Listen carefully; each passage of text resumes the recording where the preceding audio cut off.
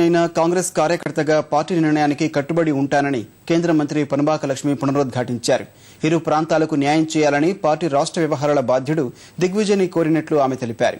3 రోజులుగా విద్యుత్ కొరతతో ఆసుపత్రుల్లో రోగులు పడుతున్న ఇబ్బందుల దృష్ట్యా తక్షణం ఉద్యోగులు సమ్మె విరమించాలని విజ్ఞప్తి చేశారు.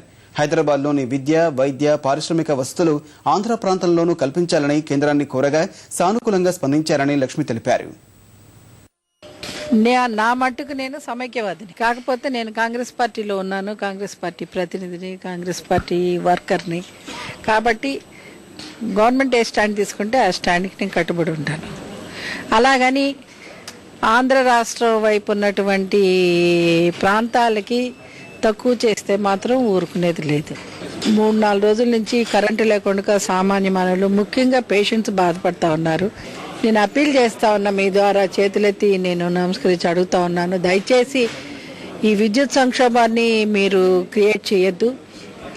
ముఖ్యంగా పేదవాళ్ళకి కావాల్సినటువంటి అవసరాలకి మీరు వాళ్ళకి ఇబ్బంది కలిగించకుండా చూడండి, నేను ప్రార్థిస్తా ఉన్నాను. తప్పకుండా మేము అందరితో మాట్లాడి సరైన న్యాయం చేయడానికి నా వంతు కృషి చేస్తాను.